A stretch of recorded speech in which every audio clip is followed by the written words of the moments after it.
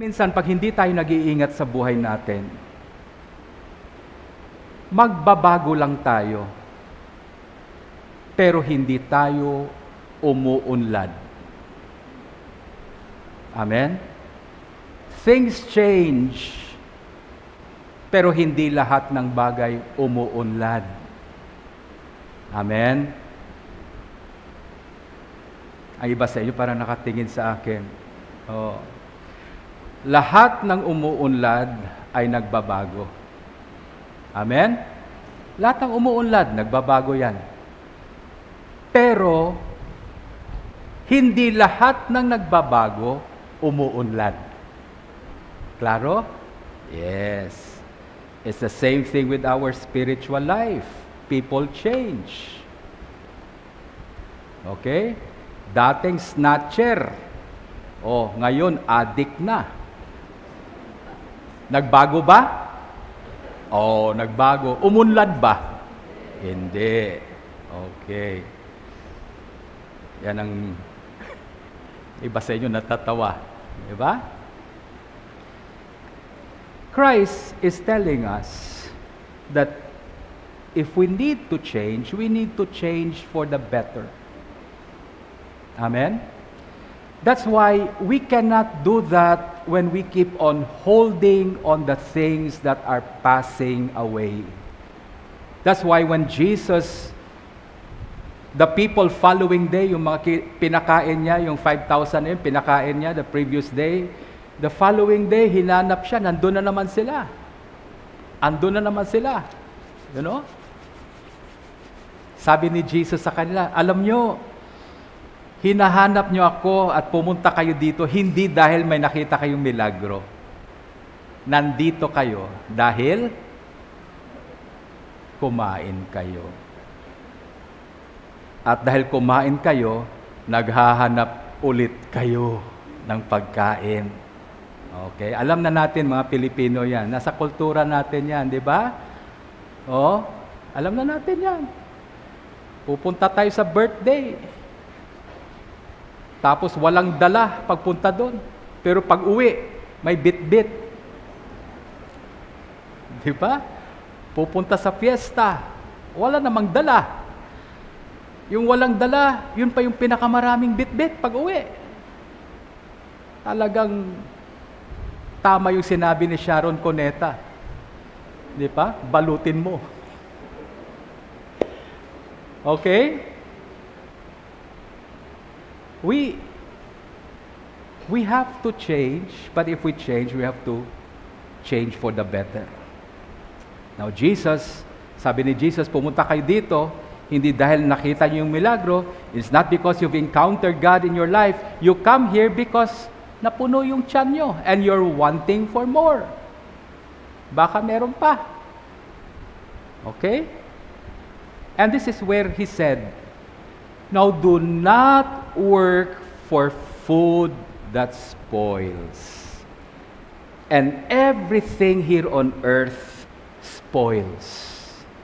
Because everything you see around you is not permanent. In other words, Christ is telling them, do not cling to things that are temporary.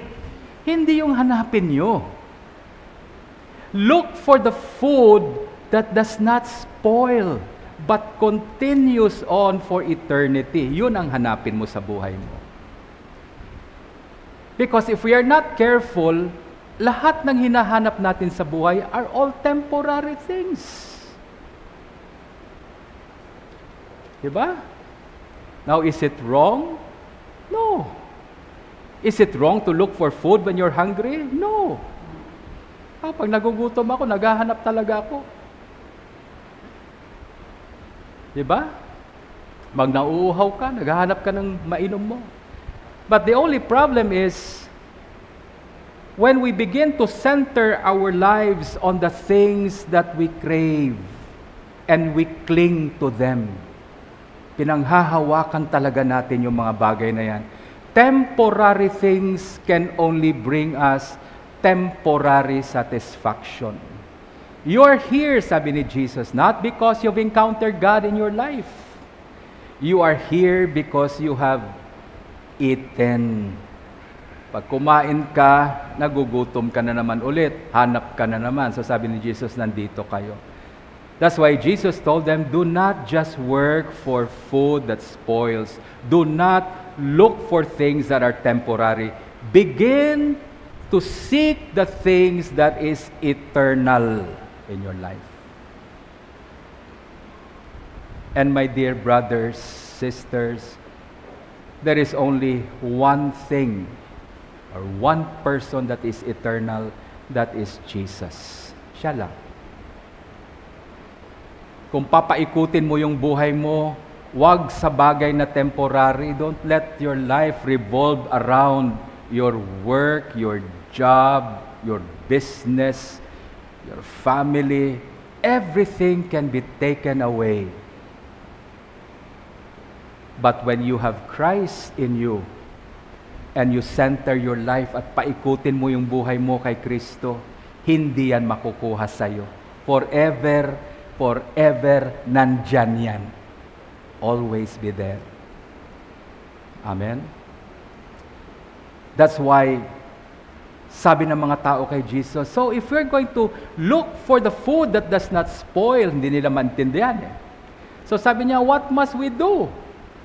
Anong gagawin namin? Where can we get this food? Where will we have this food? Then this is where Jesus said, I am the bread of life. Everything that you long for in your life, lahat ng longings natin eventually is for Jesus. Yun ang hanapin natin. So Jesus said, I am the bread of life. He who comes to me will not get hungry anymore. Amen? He who believes in me will never be thirsty anymore.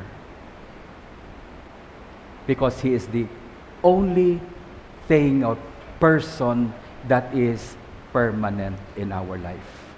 That's why siyang hanapin natin. Every Sunday when we come to church, minsan tinatanong ko, ba't kayo pumupunta pag linggo sa simbahan? Masaya kasi.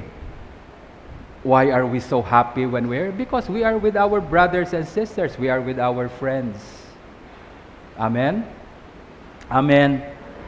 Paano pag nag-away-away kayo? Ano nangyayari? Magugulat na lang yung pare, kukonti yung nag-a-attend. Bakit walang tao sa simbahan? Ba't konti? Nag-away-away po silang lahat. Yun ang problema. We come to church not because of the entertainment, not because of any other things. We come to church because of Jesus. Amen? We come here. We tell ourselves, I come here for the Lord. Ikaw ang punta ko dito, Lord. Nauuhaw at nagugutom ako sa iyo. Not on anything else, because everything else is temporary, but Christ is eternal. And we focus on Him. That's why when our lives begin to focus on Jesus and in Jesus alone, our lives would change. Amen? Magbabagong buhay natin. At hindi lang magbabago, uunlad ang buhay natin. At yan ang kailangan ng mga Kristiyano. Hindi lang magbago, kundi umulad ang buhay. But the only way for us to really prosper in our life is to have the food that does not spoil, and that is Jesus. Siya ang kunin natin. Siya ang pasok natin sa buhay natin. And how do we do that? Sabi ni Jesus, anyone who comes to me will never go hungry. Anyone who comes to me will never go hungry because I am the bread of life. I'm going to feed you. This is the Eucharist every Sunday. Amen? Ito yung Eucharist. Every Sunday when we come here, we come to eat the flesh and blood of our Lord. Pinupuntahan natin yan. Yan ang promise niya na anyone who eats my flesh and drinks my blood will have life in him. That's why the first thing we have to understand, if we are going to change at hindi lang magbago, uunlad yung spiritual life natin, we have to come. We have to come to Christ, sabi niya, and feed on Christ. How can we do that? Through the Eucharist.